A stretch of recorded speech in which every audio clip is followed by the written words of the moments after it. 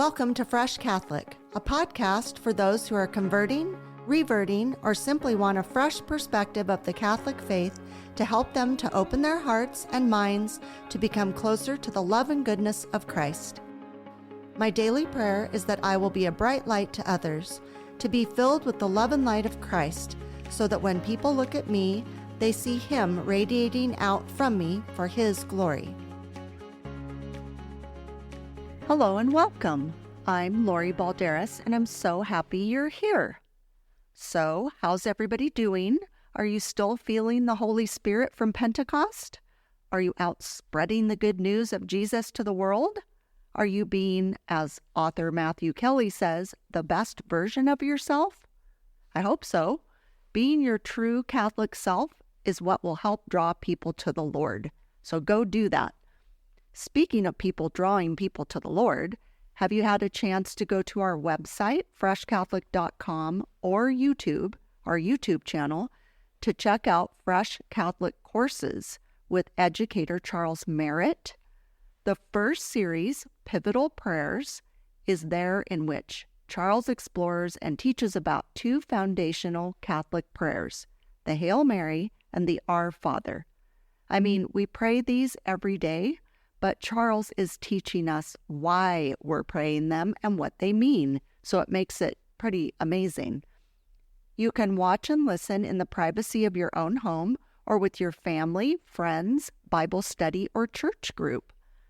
There's also a trailer for the next series, which is entitled Sin. It's coming soon. I can't wait for that one. While you're at our website, freshcatholic.com, check out Fresh Catholic Comics, our blog, the podcast, our exclusive faith-based online store with exclusive Fresh Catholic merch, and Fresh Catholic coffee. Any purchase will help support the Fresh Catholic ministry. And speaking of support, I would love it if you could listen, subscribe, rate, review, and share this podcast with your friends and family. And please follow us on social media at Fresh Catholic. Well, I'm excited. I have a special guest today, Carolyn Curtis. She is a wife to a firefighter and mother to 4 boys. She's a homemaker, homeschool teacher, and an outdoor lover. She stays grounded through her faith and remains resilient through life because of her reliance on the Lord. Catholicism has kept her close to Him and is the foundation for her motherhood and family culture. Wonderful. I can't wait to hear what she has to say about raising these boys and leading the life she leads. So here is my interview with Carolyn Curtis. Welcome, my guest, Carolyn. Hi, Carolyn. Hi, Lori. Thank you for coming today. I'm so excited to have you here. Thank you for having me. It's a pleasure. You are a very busy lady. You have so many children. Yes, I have four boys. 4 boys. So, first of all, I want to say, I distinctly remember the first time I saw you and exactly what I said to you. You know, I think I only remember a bit of it because I was caught off guard. Well, because it was kind of a long time ago. And I remember you came in with your family and I said, "You're the queen among princes." Yes. And then I think I interjected and I said, "They're my guards." Yeah, I love it. Because when you walked in and you have these boys, that's what it reminded me of, was a queen with these boys around her. And your boys are just absolutely beautiful. You and your husband are beautiful. It's not a surprise that you have these gorgeous boys. And more than that, they are very well-behaved, beautiful souls. Oh, I appreciate it. Thank you. Oh, was there a gust of wind that followed me? Yes, there was. It was very magical because I do a lot of the welcoming at the church. And so I'm really getting used to like seeing who comes in and who's with who. And you just made an impression on me, and your boys especially did as well. So, well, thank you. That was my introduction to you. So recently we have been having some interactions with each other because I'm the wedding coordinator, and sometimes I have Friday weddings, and I don't have altar servers for Friday weddings. And I keep an eye on the altar servers during Mass, not in a creepy way, but I was really noticing 2 of your boys, and they were extraordinary. Oh, wow. And when I am choosing my wedding altar servers, I need extraordinary because this is a one and only time event. And I need the altar servers to be very well behaved, very focused, look good, and be very reverent. And so I approached you and, asked if your boys would be interested, and they were. And I have to say, they're just top notch. Oh, wow. Thank you very much. Top notch. And I know Father Leon and Father Matthew, both who are priests at our church, when I said that the Curtis boys were going to be my altar servers, they both said, "Oh, that's wonderful. That's great." So they have that reputation, and that comes directly from you and your husband. I can't take all the credit. They are big sponges. They adore learning new things. They look up to the parishioners. They look up to Father Leon. They look up to Father Matt. And oftentimes they find themselves, even if it's just Mass, they will sit and reflect. And afterwards they'll tell me, well, I paid attention to this. I paid attention to how maybe someone genuflected and how genuine they were about it. And I love that about them. I love that they are very big observers of their world. So, well, and also when I was training them for it to be a wedding altar server, because it's a little different than just being an altar server for Mass, they were very attentive. They were asking questions. They wanted to be sure they were doing it properly. And that is huge to me, because this is something once I tell them something, I will always give them more help, but I need to be sure that they're listening, and they're also going to be focused on Father and Deacon during the ceremony, so that they have to be fast on their feet. They have to be able to make a decision or follow what I've asked them to do. And they are, and they really are standing out to me. You can tell they're being brought up in such a way where they're valuing the things that they're doing. And I think that's rare. And you and I were talking about, before we sat down, I was do like a little bit of a pre-interview. You and I didn't really get to do that like I normally do, but I was making the comment that I feel like in our day and age, I mean, I don't know how you were raised. I know how I was raised. I'm considerably older than you, I feel, but parenting today is very different. And I know I was raised in a certain way. I raised my children in a certain way. And I'm realizing my daughter and my daughter-in-law and my hairdresser are all in their early 30s. And those three women are raising their children very old school, as I call it. Mm-hmm. And to me, that's kind of just a normal thing when I was growing up. Today, it's not.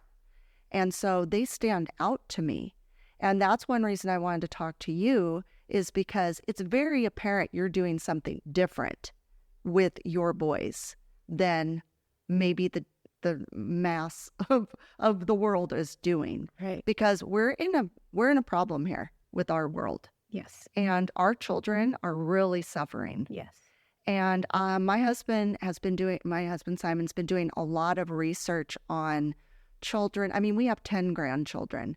So we've raised our children, but now we're concerned about our grandchildren in the world. And he's been doing some research, and he's been finding that it kind of started with COVID. Like, I don't want to blame everything on COVID, but man, that messed up our kids. Like, even this little group of people where I was thinking, when babies were in the COVID first, like, couple years of COVID, and they weren't even getting to see people's faces. Right. They weren't even how are they learning if they can't see expressions and they can't, Right. Have that natural sense of people to learn and grow. And so that's scary. Yes. And then having children isolated and not doing their normal thing. And then everything kind of turned to phones. And I mean, the phones were already involved before COVID, but I think it's really messed up our kids. I think it messed up adults, but it really messed up our kids. I think you're onto something, definitely. It didn't start with COVID, but I think COVID accelerated it. The technology age has changed our lives dramatically. We rely heavily on them. And with COVID, it only pushed us into not just relying on it, but essentially making it a part of our day-to-day lives where I'm not necessarily this type of parent, but using it to babysit our children.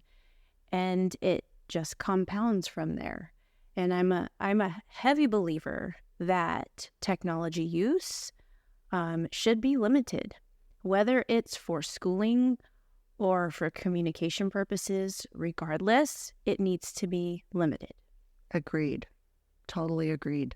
It has some great things about it, but it's a detriment, honestly. And Simon's doing this research and finding that children just aren't going out and playing, and they don't know how to manage in the world anymore.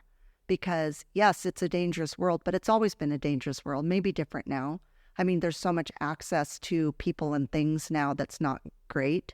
But, these children are just not living these simple, normal lives, and it's a detriment to them. It really is. And then I also, you have to have the time and the energy to give to your children to want to make these things valuable to them. So like, for example, my hairdresser, she homeschools her children. My daughter and my daughter-in-law do not homeschool their children, but my hairdresser does. And she is so hands-on with those boys. She has a business out of her home, but she is so hands-on with those boys, and they're learning these old school things. And I mean, they'll sit and watch a movie. It's not like they're deprived of that. No. It thrills me, the things she does with them, because I think, oh, they're just going to really remember that. That's going to be a beautiful thing. And then it won't die out. These things that I learned, that maybe my dad learned when he was young, taught me, I taught my kids. We got to keep it going. Absolutely. There's going to be things that get lost. Yep. And that's not good. It's very interesting to me. So what was your original plan about having children when you were younger or when you got married? I know, like, when I was a little girl, I always wanted to be a mother, used to play with my doll babies, and that's all I ever wanted to do. So I kind of had that plan, and then I jumped right in and became a mother. So did you have a plan when you were growing up, or when you got married? What did you think about that? Well, growing up, I knew that I wanted a big family. I came from a big family, so I have 3 older brothers. And so I knew right off the bat that I wanted a bigger family. My husband, on the other hand, was like, well, let's start with 2 and go from there. And so I got him to 2. Mm-hmm. And I said, well, there's 3 now.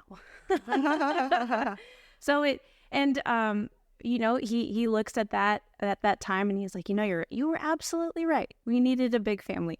But yeah, so starting off being young, I started a career, and I didn't think that I would get married as early as I did. We were 26. I thought maybe I would run off with my career, travel as I did internationally, and then maybe eventually I would get married around maybe early 30s and start my family. But I had met my husband and we fell in love, and it was just one thing after another. So I sold him on 4 children, maybe coerced him. So. I think he's fine. What was your career? I was an information systems consultant. Oh, my goodness. So I used to work within the entertainment industry. I worked and lived out of Burbank. So for a period of about 3 years, I was consulting. And it was a lot of travel. And when I met my husband, I was in about the 2nd year of my career. And after we got married and had our first son, I quit. And I said, this isn't for me anymore. I don't want to travel. I don't want to work the long hours. And my husband and I decided that I would stay home. I think it's a really, really important decision to make. I really do. And I think it's totally worth it. Yes. For everybody. Well, first of all, I'm interested also that you had 3 older brothers. Yes. So you're really used to boys. I am. That's really interesting. Yeah. 3 older brothers who were just like my dad. I didn't grow up with my father, so they played a very big role in my life. Not just teaching me what a father should be, but also kind of, roughing me up a little bit. Was your dad completely out of the picture? Or Yes. Oh, wow. So your mom raised all of you? Yes. Wow. Yes. Strong lady. Yes. Wow, good for her. That's where you get that from. Yes, I do. It She is. was What a role model. a very resilient woman, very independent, and I get that. I get a lot of that from her. Right. Yes. And I think we talked about in another episode where women who, if they have to be a single mom, that's an admirable thing. In this day and age, a lot of women are choosing to be a single mom. Like they're choosing to just have the baby without a man. They don't think they need a man. But that's different from somebody who has to rise to the occasion Yes. and raise the children. And I think that's very admirable when it's something they have to do, not because they're like, oh, ho hum, I don't want a man. Right. That's really interesting. So what type of mother were you envisioning being when you first got pregnant? And, like some of us have like a thing like in our head of like, oh, this is the kind of mom I'm going to be. Not that always follows through, but I'm just curious to know if you had like what was your envisioning of what kind of mom you'd be? I envisioned that I would be a very attentive and very hands-on mom. I always knew that I would be, whether it's the soccer mom or the football mom, whatever, I was going to be at every single game.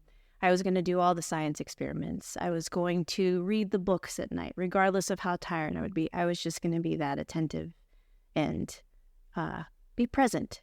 And you are. Thank you. You ended up being that. Yes. Interesting. Yeah, that's interesting. And also, I would imagine I get the sense that your husband's very supportive. Absolutely. Right. And you're a good team. I can see that. Yes. Right. That's also a huge key. Yes. My ex-husband and I, before I was Catholic, he's the father of my 3 children, and he and I were a very good team. We were a very good parenting team, and we raised those children, and we really gave them everything we had, and that's the goal. That's what God wants for us. Yes. God wants us to be together. He wants us to have these children together, raise the children together. That's how it's meant to be. So unless there's something that happens where, again, it's like a single parent, like Simon was a single parent to his daughter. That wasn't what he planned on, but that's what he had to do. Right. That's part of the problem is when you're planning, oh, we don't need a wife. I don't need a husband. Let's just, have these children and then do whatever and have these separate homes. That's not really what we're supposed to be doing. And you can tell it doesn't work. No, if we've got to give it to God. Got to give it to God. Got to give it to him because we can't say what our life is going to be. We can't determine that plan for ourselves. We can fulfill God's word, though. Right. That's why I like what you were saying about, your husband not quite knowing how many children. It's like, well, God knows how many children you're going to have. And I think that's also a beautiful part of giving your life to the Lord and just surrendering to what he wants. And then you just take each child as an absolute gift, and they come with all sorts of things, all of their different personalities. I mean, that's my experience with my children. They all have their own thing, their own personalities, and you embrace it all. And there's good and bad in every situation and person and all these things. And you just have to kind of figure it out. That's life. Yes. It's the beauty of life. Yes. And it's very joyous, but it's very heartbreaking at times. There's wonderful things and there's really hard things. And that's how it is. You can't just like throw in the towel and go, oh, you know what? Just got hard, I'm out, Oh, we can. Yeah. So, but to have a teammate, to have your spouse as a teammate and a good balance, it gives your children such a good balance. I can tell that your boys very much respect you, which is also really good for them because they're going to be great husbands. Absolutely. And that's a big important thing, is to raise your boys to be good men and good, that they're going to be a husband someday, God willing, or maybe they'll do something else. Maybe they'll be a priest. When they altar served for me and we had a visiting priest, I heard him talking to them about the priesthood. Oh my goodness. I think because they were so put together. Okay. And he said, he was talking to them. I heard him say, you should consider the priesthood someday. Oh, wow. Yeah. Wow. Okay. So what's funny is, so the older 2 altar serve, 3 and 4 don't, but my 3rd son, Wyatt, he, at one point we were talking about sacraments, and he was preparing for his first Holy Communion. This was maybe over a year and a half ago, 2 years ago. And we were talking about the sacrament of holy orders. He's like, I think I could do that. And he is my most boisterous son. He is very passionate. And so I looked at him like, really? You think you have the calling? He's like, well, maybe. I'm thinking about it. Oh, So interesting. yeah, That's interesting. Yeah, I thought that was interesting. The priest said that because I think, again, it was that they were being very reverent. They were very put together. You know, I think they just stand out. So it's not just me thinking that. It's just, it is what it is. So anyway, that's interesting. What drew you and your husband to decide to homeschool your boys? We weren't happy. And wait, have you always homeschooled them? No. Okay. They were in public school for a very long period of time. Our eldest, Cohen, actually started in public school. He did preschool with a co-op, so I got to be alongside of him for 2 years. And then we entered the public school system, and I would say at about second, third grade, I started to have this inkling of, I think I need to homeschool. I really think I need to homeschool. There's just something that I don't feel that he's getting or that our family's not getting, and we need to pull him out. And it was a tough conversation at first because my husband and I, we weren't on the same page.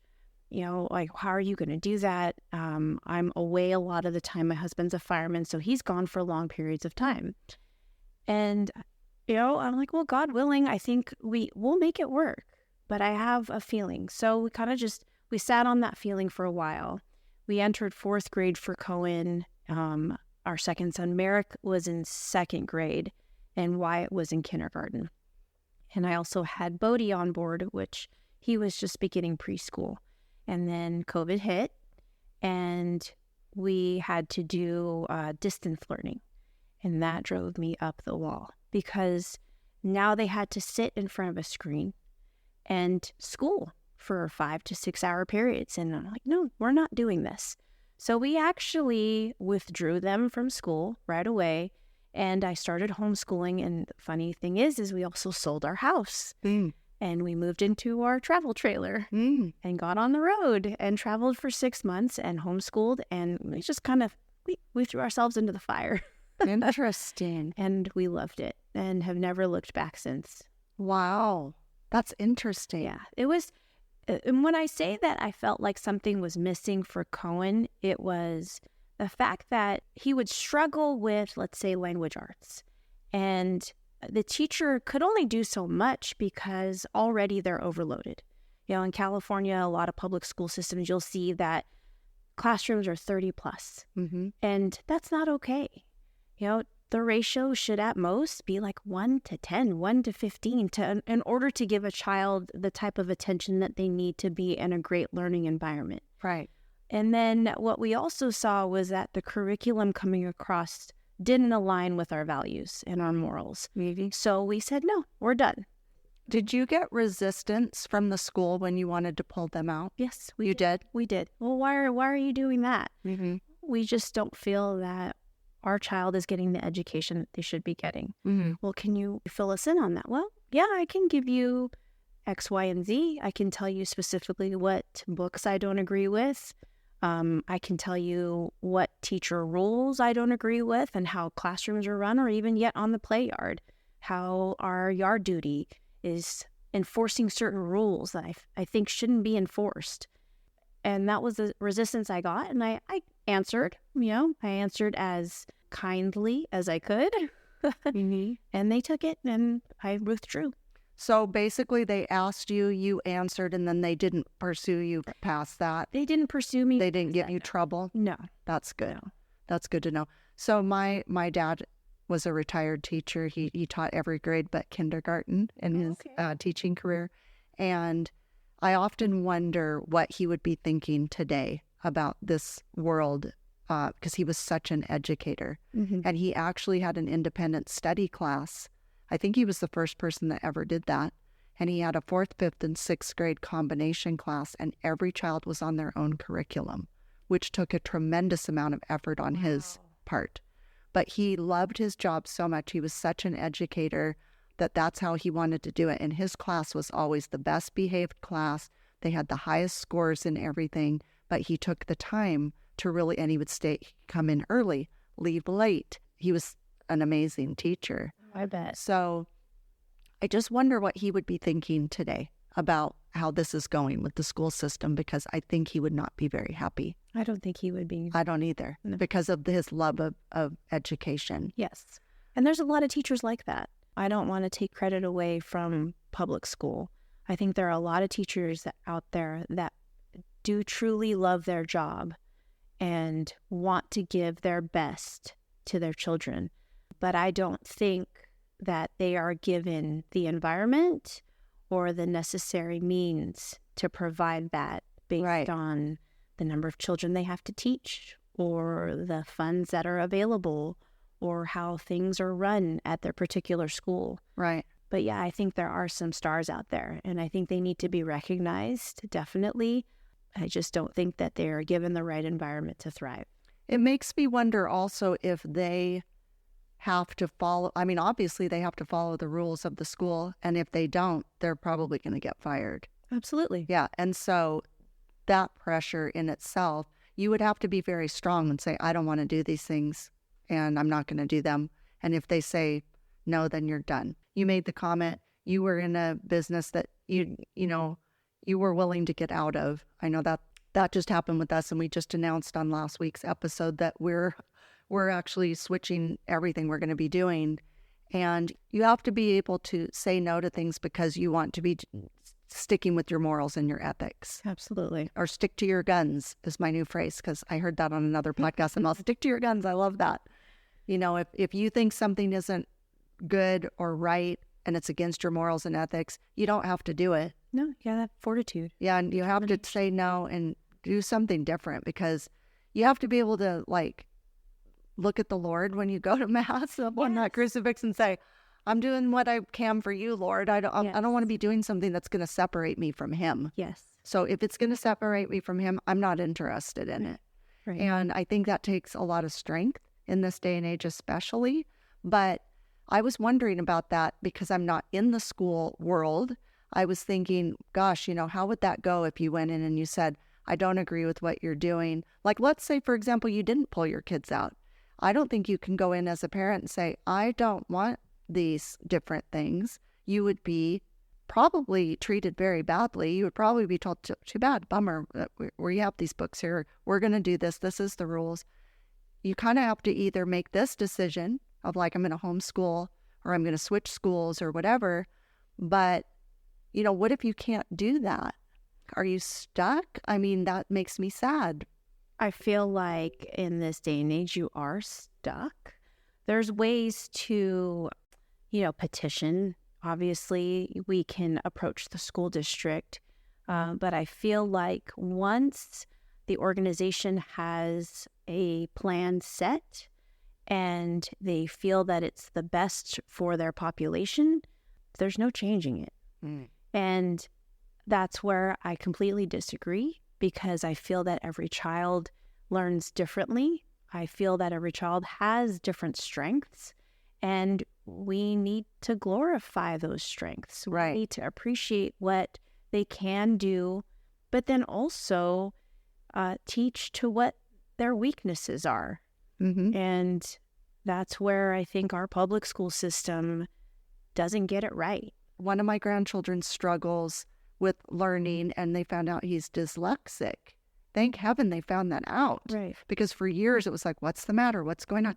When my daughter called, she was sad, and I said, this is good news that we know now. Like, now he can get some help. And so he is getting help. But you have to find out, what are their gifts? What are they good at? What are they not so great at? Let's try to help them with that. Don't lower everybody else or raise everybody else to, it's like, let everybody be individual. Right. Don't lump everybody in together. No. God made us all individuals. Yes. We all have a gift. Everybody has a gift. Yes. Everybody. Yes. I don't believe for a single second that there's people out there that don't have something good and something they can offer the world. Right. It's just, you have to find it. Absolutely. Yeah. I would think we have to listen.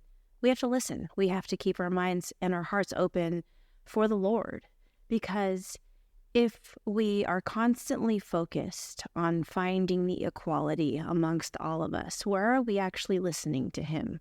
Where are we actually finding it within our own soul to say, okay, God, what are you telling me?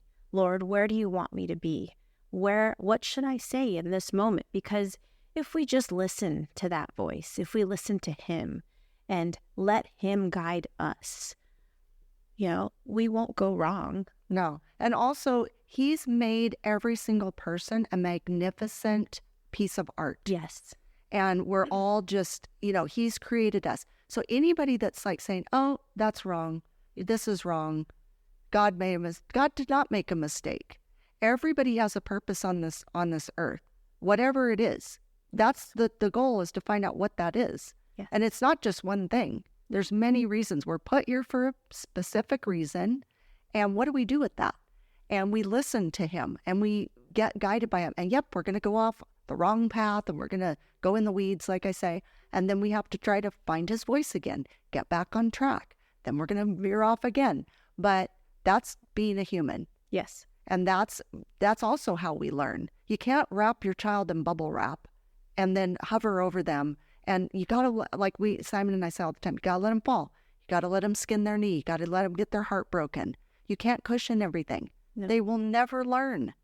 And of course, you don't want your children or your family to have anything bad happen to them. But when, not if, when something does happen, how do they handle it? Right. How do you handle it? How do they handle it? People are doing it. Yeah. Just, I think a lot of people are getting off track. Now it's rare when mom and dad are still married, when there's a family intact, when families are going to church together. That's rare. So we can get it back. My goal is to encourage people to get that back. Yes. Get back that thing. And you know what's really interesting? I've been noticing lately that there's a trend. I am on social media. I'm not on it a lot, but I am on it. And there's a trend where people are starting to desire the more simple life, desire the more traditional life. Have you heard of trad wives? Do you know what a trad wife is? No. You're a trad wife. I'm a traditional wife. Yeah, that's okay. what it is. Okay. So they call it a trad wife, which I think is hilarious. So it's interesting because... So many labels. Yeah, that's a new thing that they're saying, and some people are mocking it. But actually, some people are really celebrating it. And that's me. I'm celebrating that because I think it's very valuable. And I think it's interesting that people are starting to want that more simple life, or wanting to gravitate to the old school way of doing things, because there's something to be said for it. It's so funny to hear the label old school or, trad wife. Mm-hmm. So many labels. I can't keep up. Right. I dare not even try. Right. Don't. I'll do it for you. Good. So I know we've kind of been talking about this, but I'm specifically asking, so what do you see as challenges in the world of raising children today? I think we've kind of covered this, but is there anything you would add to what we've just talked about? The biggest thing that comes to mind is social media. Mm-hmm. It's creating this culture of, I don't even want to call it a culture. I just don't. I don't even want to give it that term, but it's making everybody feel that they're missing out, and they're not. You know what? I am on social media, but I use it primarily for communication with family and friends who we may not be close to anymore in terms of distance. And so it's just easy to keep them up to date. But I'm not on there to find trends. I'm not there to find what's popular nowadays for my age group. Mm-hmm. But I feel that social media is a detriment to our young when it's not used in the right, when it's not used just for the purpose of communication and keeping in touch. When it becomes a driving force for you, when it's you wake up and you go to bed looking at social media and you're constantly reflecting and comparing your life to that, I feel that is a detriment. It is. So I'm assuming your boys don't have cell phones. Actually, the eldest one does, but it's very limited. Mm-hmm. So he is not allowed to have social media. So that is a thing too, is I think children can have a cell phone, but it's up to the parent to limit what they're doing. It's And there very is a limited. way to do that. Yes. So when you say to a parent, well, you could limit the social media. Oh, no, no, no. It's like, then, their friends are going to make fun of them. Okay. And their friends are going to make fun of them. I don't know. Yeah, I don't exactly. And But we do you were- see that that's what the parent starts thinking in their head? Yeah. And then it's like, well, we got to let them do it. It's like, do you got to let them do it? I don't know. It's I don't funny. think you do. It's funny you bring that up. A long time ago, we were in a situation where our eldest had asked to play Fortnite, and family members were playing it, friends were playing it, and he had asked me, and I said, "No, we're not playing that game. It's not going to come into our home. You do get video games, but we're not playing that one. We're just not." And a family member had told me, "Well, do you really want him to get made fun of because he's not playing Fortnite?" I'm like, I don't care. I'm teaching my boys that their self-worth isn't related around a video game, and it's not related on the technology that they have or their capability of, being on TikTok or Snapchat or Facebook or Instagram. That's not their self-worth. Their self-worth is through the Lord. That's what's important. I was told there was this one parent when my children were very young, and he had some really great kids. And I remember saying to him, do you have any advice for me, with these kids? Because I had these 3 small children. My children are very close in age too. And he said, come up with your rules and guidelines when they're really young, and then stick with them. And when they get older, they might question it, but it will be how it's always been. You're not all of a sudden hitting them with something that comes out of the blue. It's been something where it's just always a thing, and they'll get used to that. They'll just know that that's how our family is run, and they might give you a little attitude about it. But if you just say, well, no, that's not what we do. Mm-hmm. And my husband and I did do that. And it was very rare that not the older one, but the other 2, where they would give me trouble because we were just very firm about it. Right. And again, it kind of didn't matter. Like I joke about in one of my episodes, I say, my daughter came to me one day and she said, oh, I'm going to a sleepover, or can I go to a sleepover? I said, well, what are the details? I would always, I would never say yes till I got the details. Well, we're going to go over to, let's call her Susie. I'm going to go over to Susie's house and we're going to sleep on the front lawn. And I said, no, you are not sleeping on the front lawn. Why? I said, because that's crazy. I'm not going to have you. You're a little beautiful girl. I'm not having you sleep on the front lawn. Well, everybody else is doing it. I said, great. Well, apparently their mothers don't love you like I love you. And I walked out of the room. It's like, you're not going. It's just simple as that. Like, end of conversation. I'm not negotiating this with you. Bam. So that's kind of how it ran, with the children.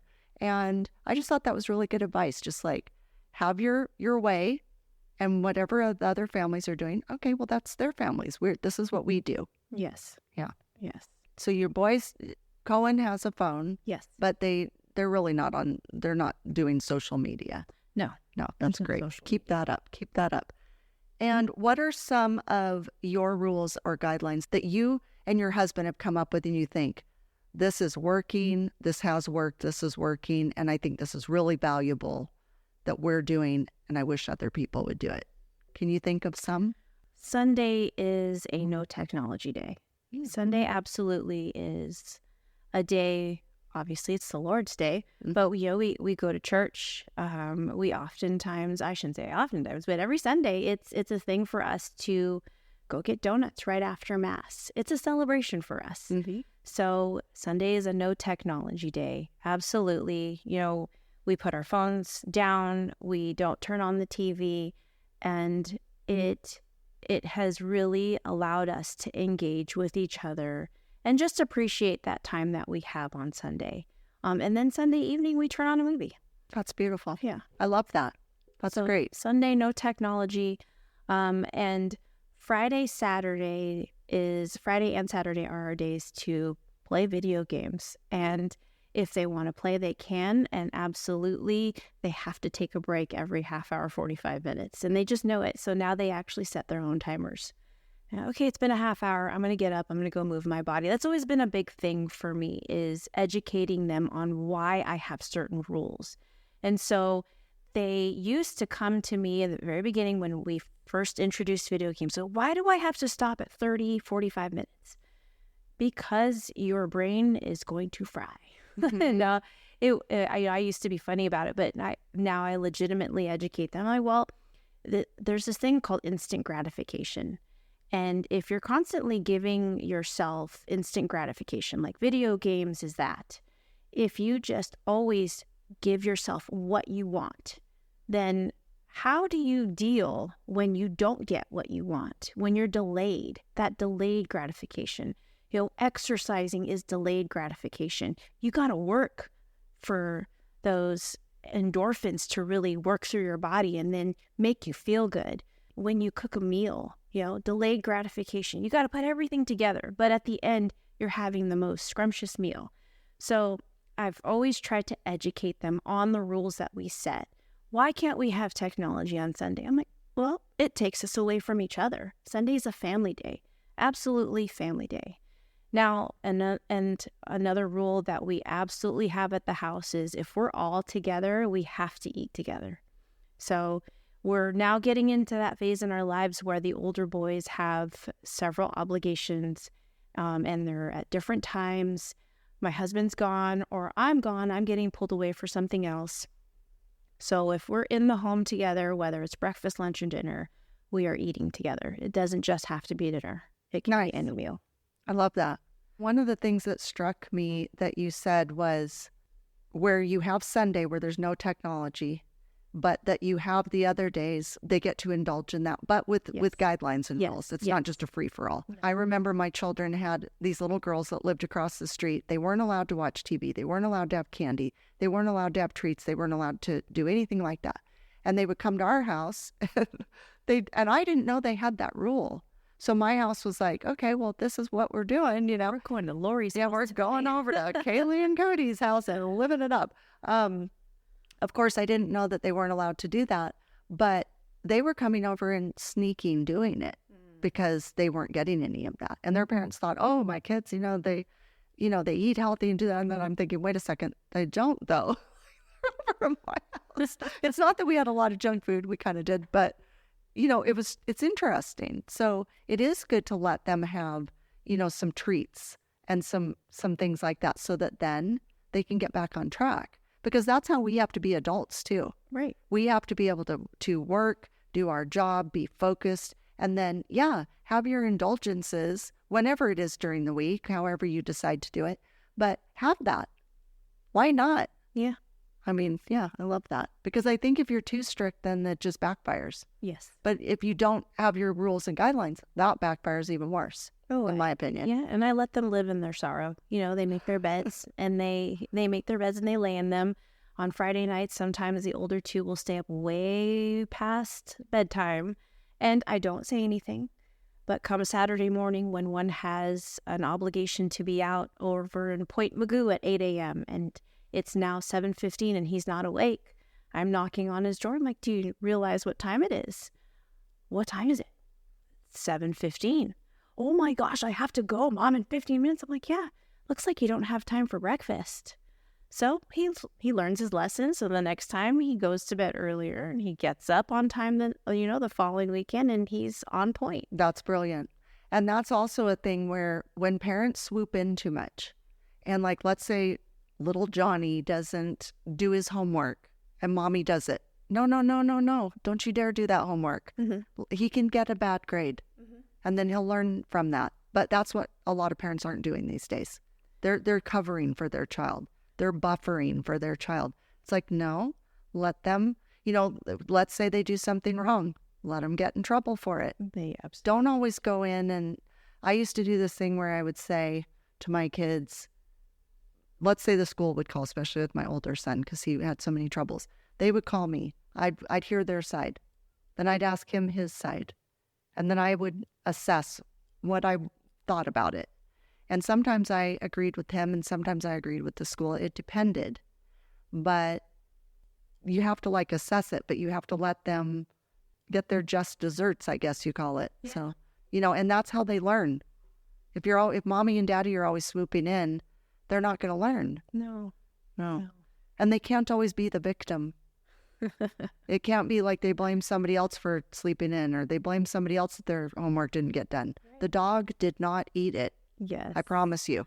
Well, and that's, we live in that, because there's always, well, he didn't pick up the dog poop last night, so why do I have to pick up double this morning? I'm like, well, it's your responsibility. One, it's your chore. And two, if you don't do it and you step on it, then that's still on you. So would you rather know that you did it? And then if you step in it, then it's not like falling back on yourself. Like we always tell them, I'm like, you're making the choice. This is your choice, not mine. Right. You live with your choice. And be accountable. Like a lot of adults today aren't accountable. They're just pinning everything on everybody else. They don't want to take responsibility for anything. It's a mess, man. It's a big mess. But we can turn it around. I just know we can. I know we can. We've kind of talked about this a little bit, but how big of an influence is the Catholic faith in your family life? I would say that it's our foundation. We begin our day with prayer. We end our day with prayer. Sundays, it's Mass. Mass is our priority. Asking for intercession from Mother Mary, asking for intercession from the saints and angels. It's a big part of our life. It's our foundation. Now, were you and your husband raised Catholic? Yes. Oh, you were? Yes. Beautiful. Beautiful. But I gotta say, though, too, is he and I at different times in our lives actually we walked away from the church. I didn't practice for probably a good maybe 10 years. And then after he and I were married, I went back to the church and started attending Mass again. I found my way back. I think that's very typical that people venture off. That's what I'm finding, that people venture off and then, God willing, they come back. And that's one of the reasons I'm doing this podcast, is that I want to not only encourage people to become Catholic, but to return to the faith. It makes me sad that people do that, but I also understand that they do it. Like, I'm not shocked by it, I don't think. It's a thing, yeah. And I've noticed that. And my dad turned away and never came back, but he encouraged me to become Catholic. I'm the only Catholic in the whole entire family. I'm sad that he didn't go back, but I am very grateful that he encouraged me to become Catholic. That was a big deal to me. And then Simon was raised Catholic, turned away, and came back. And so I think that's beautiful when that happens. I think there's something to say, too, about what the church is doing about it now. For instance, our boys did faith formation. So working up to First Holy Communion wasn't just CCD. It wasn't just drop your child off on Sundays. It's now a family obligation. And I love it. I love that parents are in there with their child, and either we're learning alongside of them or we're helping to mentor them. And I think that's crucial. When you make it a family affair, then it's not just an event. It's now a core value for your family. And it's super important. What I've gathered is that a lot of people in the past haven't known what they're doing and why. They're just checking a box. They're checking a box. And now I think the church is realizing, oh, we need to do these things so that people are more educated. That's one reason we have Charles Merritt coming and doing Fresh Catholic courses, because I think a lot of people, there might be a little bit of shame in it, where it's like, we don't want to ask questions. We don't want to go and have to take this class because we don't really know what we're doing, but we're doing it, So this is a way to do it in their home. They could learn, about things. Hopefully they could even show it to groups or Bible studies, to learn more, to really understand what they're doing. I think that's great. Yeah, and I think raising your kids in the faith and making Mass important. I'm shocked at the fact that children today, they're playing sports on Sunday. It makes me think, what if you don't want to do that? Like, that's so unfair to the children that are being raised in a faith. What, do they don't get to be on the team because they can't go and do the sport on Sunday? That doesn't seem right. That's sad in itself. It is. Sunday needs to be just put aside. And it used to be. It used to be. And now it's no longer that. It's not. That's not good. That is not good at all. How do you stay firm in your faith when raising your children? There are challenges. You know, I'm not going to lie. There are times where the younger ones will say, I'm so tired. I don't want to go. And it's a conversation. It's a simple conversation of, okay, well, where is Mass in priority to all the things you want to do today? And when they list off all the things they want to do, and it's a self-realization for them that, okay, if I go to Mass first and I start my day off with the Lord, the rest just falls in line. You know, it all just happens. And it's constant conversation. Our faith is ever evolving. Our family is resilient, and I believe that. And it's because of the foundation of our faith and knowing that we always rely on the Lord. We always tell our boys that, you know, whenever there's trouble, where do you turn to? You know, it's not Google. It's not your best friend. Go to the Lord first. Pray about it. And when I hear that from them, it makes my heart just beam with, and I hate to say pride, you know. Good pride. Yeah. The Lord's pride. Yes. But there are challenges. There are always challenges, but I always say that it starts with a conversation. Okay, well, why? Why don't you want to go? Are you too tired because you chose to do something late last night rather than go to bed? Okay, well, what can we change about that next week? Mm-hmm. And then they change their minds. Okay, I'm going to go to Mass. Maybe I'll take a nap after Mass. Oh, that's a good idea. That's what I do. Yeah. On Sunday. Yes. I go to Mass, Take a nap. come home and take a nap. That's one of my rituals. I love it. Yes. I love it. Well, and that's the thing too is, you know, putting Mass at a priority where, I'm a daily Masser because I'm able to do that. When I don't get to go to daily Mass, I really suffer in all ways. And so I schedule it in and I go and I love it. And it's a priority to me. And that I'm very happy with that. If I could only go on Sunday and that was my life, that's what I would have to do, or not have to do, but get to do, because I think it's such a privilege. And I think prioritizing it, everything else, like you say, everything else will fall into place. Yes. And that's really valuable in itself. And also just teaching priorities of the things you need to do in your day. Yeah. You don't always get to do exactly what you want. I have days where I go, wow, I wish today I could do X, Y, and Z, but I know I'm not going to be able to do those things, so I'll schedule them in for another day. And I know Simon and I, since we've gotten back together, and we try to prioritize our day and have a cutoff time, and we have, you know, our downtime. We didn't used to have that. We would just keep going. We would just go. That wasn't working. That was a part of the problem. And so now it's like, let's have a cutoff time. Let's have some downtime. Let's have some private time. Let's, you know, these different things. That's very valuable to teach your children. In general, when we teach our children, don't make a promise to somebody And then break it. Mm-hmm. That could be in many things. Oh, we have conversations about this all the time. Loyalty is big. We teach them about loyalty with friends. You know, you promised this particular friend that you would meet them at a certain time, at a certain place. Be there. Be dependable. Mm-hmm. It's super important. It's huge. Mm-hmm. And again, I have a small group, my little team that helps me with weddings. And 2 of the girls have been with me since they were, I believe, 12 or 13. And now they're, you know, 17 and 18. So they've been with me. And I told them, anytime you go get a job, you put me down as a reference because they're stellar in what they're doing. You know, even though it's an altar serving thing, it's the fact that they're coming, they're showing up, they're looking good, they're listening to instruction, they're following what they need to do.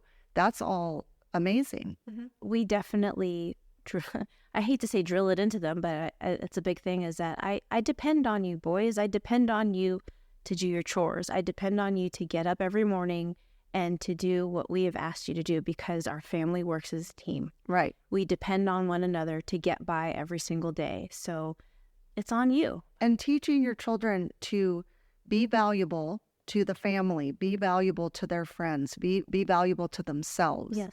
And when you say you're going to do something, do it and have a follow through. Right now, I'm really struggling with certain people in my life that don't follow through. And when you say you're going to do something, do it. When you start something, finish it. Don't leave it, because that throws everybody else off. They will be the one that people can count on. Yes. And you have to be dependable. When I say I'm going to be somewhere, I'm going to be there. If I not joke, I say if I'm not at Mass, there's something catastrophic that's happened. So if I say I'm going to be there and I don't show up, there's some major thing. Please call the police. I'm not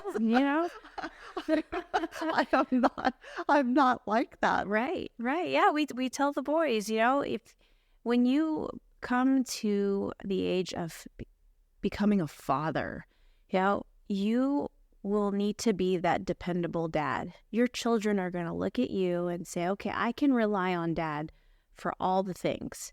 And that's what you want. Right. And vice versa. You want to be able to look your children in the eye and say, I depend on you. I trust you. Right. And that's big in our house. Right. That's great. What advice would you give parents out there regarding raising children in this chaotic world we're living in? I know you've kind of talked about it, the social media. Is there anything additional? Turn off the news. I'll keep myself up to date on major events, current events, but turn off the news. Don't let it be background noise, because it will most definitely affect you. Well, first of all, it's all negative, and also in this day and age, it's not always true. It's biased. It's very, very. I heard an interesting thing one day, and see what you think about this. Back in the day, we had newscasters that actually talked about the news. They were telling the news, what was going on. It wasn't their opinion. It was the news. Yes. Whatever it was, good, bad, or indifferent, they would state the facts, and you got your information and you moved on with your day. Nowadays, it's not like that. No. It's their opinion. It's not even true.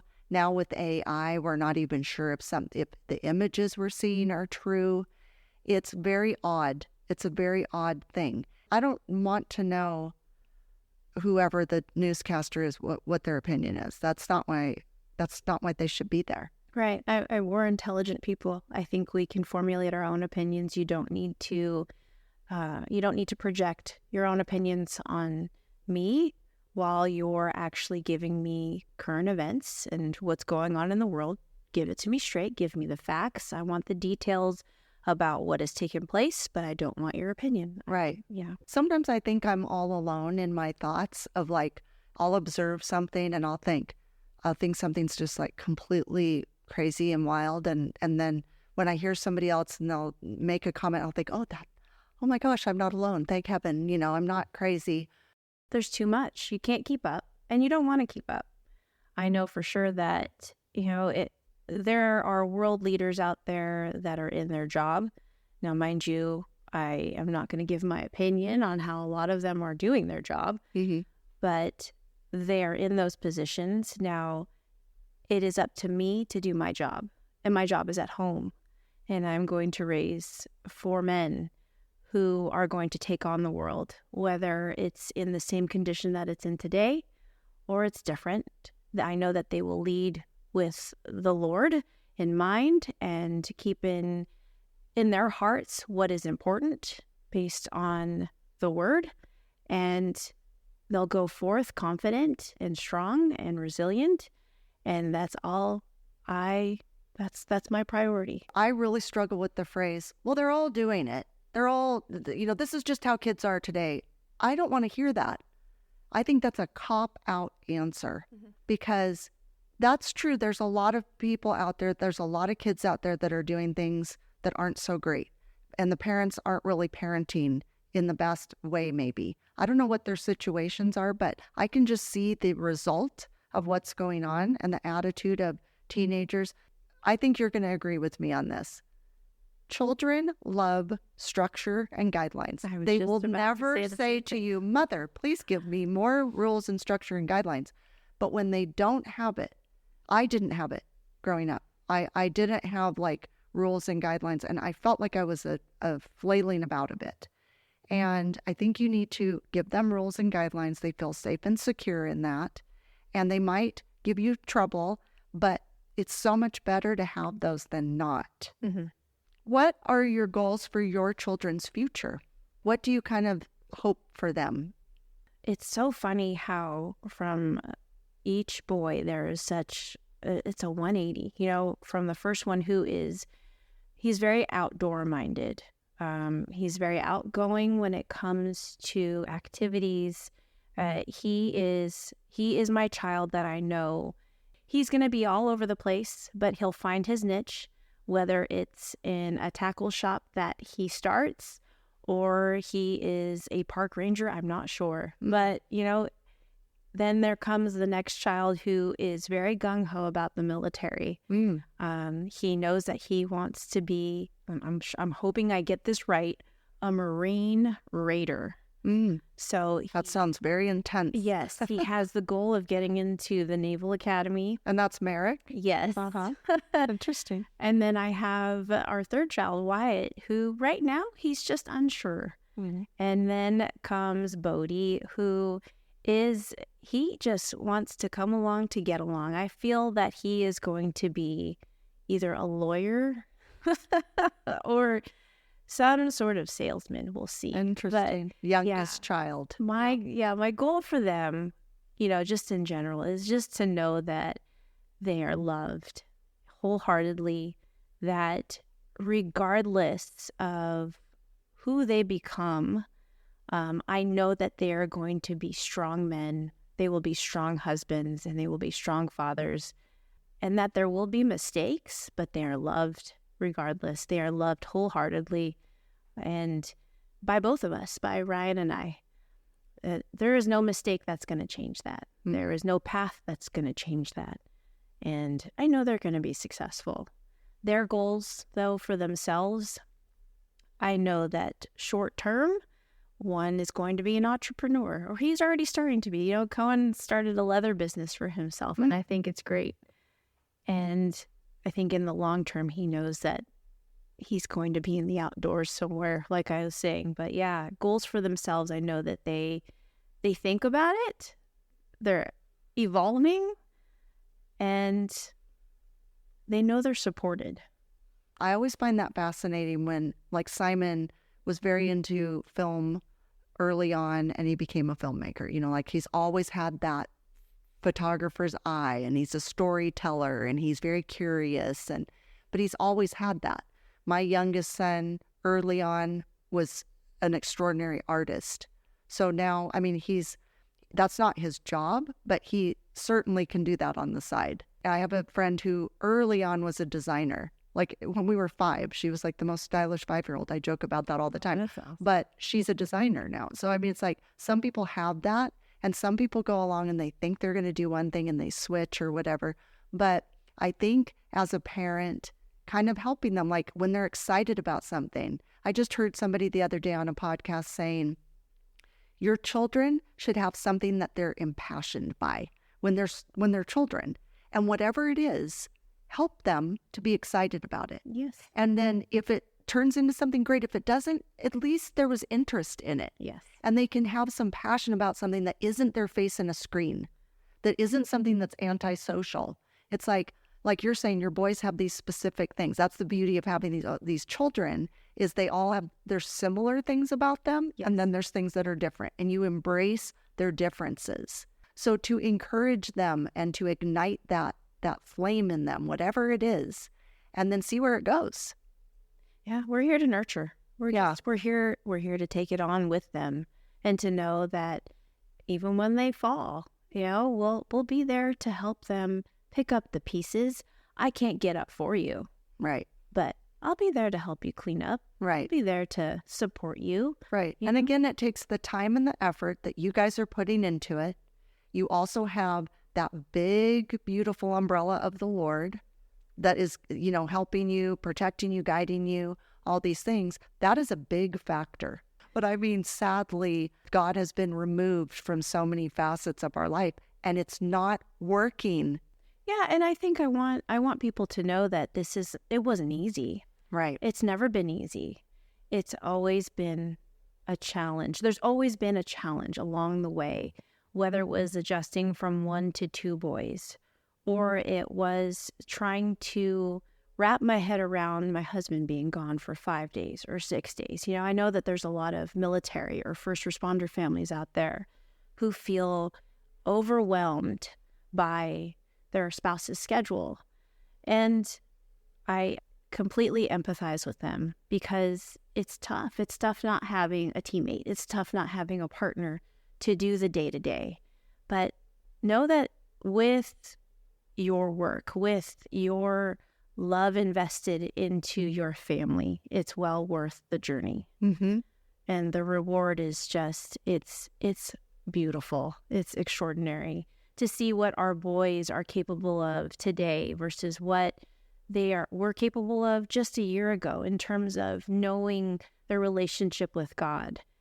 It's beautiful. I broke down in tears just this last weekend. Our youngest received his first Holy Communion. Aww. And I watched him receive it from Father Leon, and it dawned on me, I'm like, gosh, this is our last baby to receive his first Holy Communion. And just tears just streamed down my face. Aww. But as I watched him come back and I saw the smile on his face, and then I asked him, like, how does it feel? He's like, I don't know how to describe it. Aww. You know, it was beautiful. That is beautiful. Yeah. Oh, that makes me so happy. I don't want to cry. That's beautiful. I think that there's no superwoman. There's no superman. It's strictly your faith driving you to do what the Lord has asked you to do.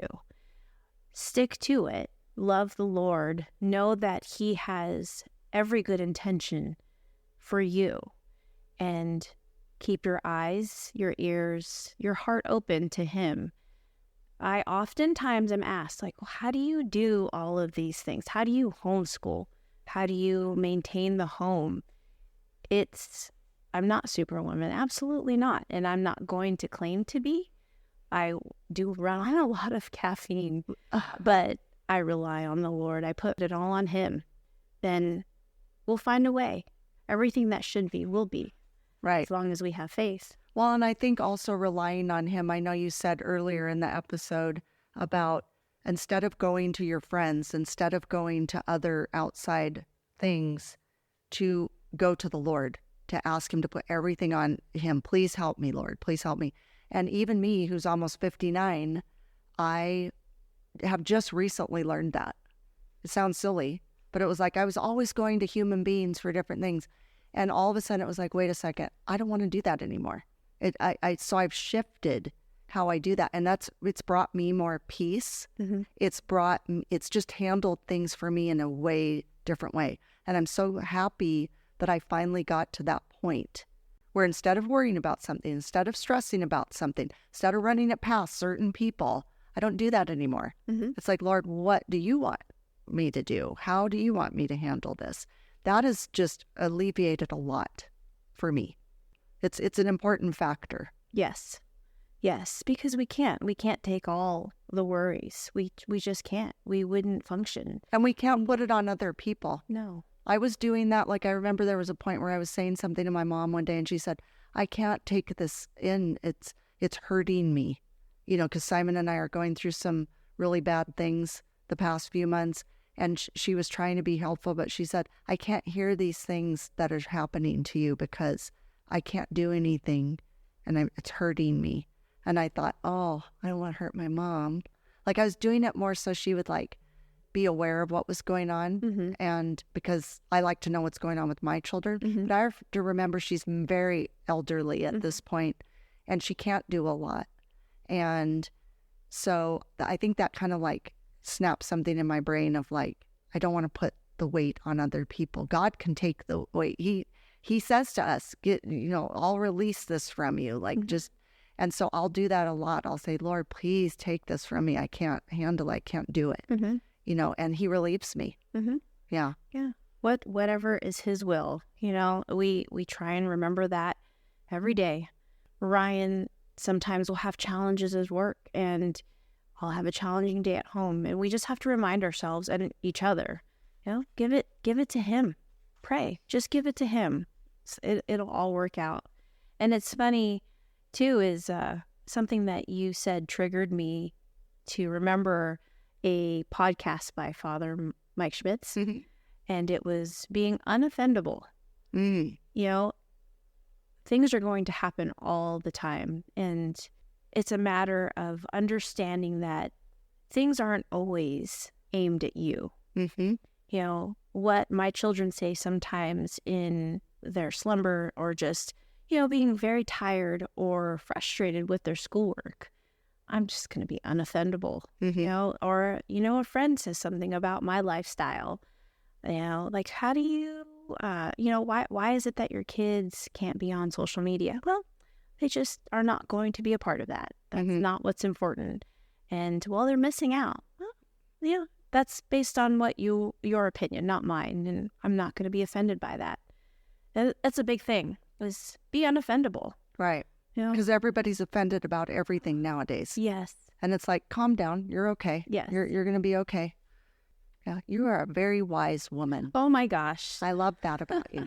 That's good. I mean, I know you're a work in progress, because we all are. Yes, yeah. And I know there's probably good and bad days because you're human. Yes. But I would say, for the most part, I can just tell just the way that your children are, and I'm a really, really big observer of people, that I think you're definitely on a really, really, really good track. Oh, thank you. I hope so.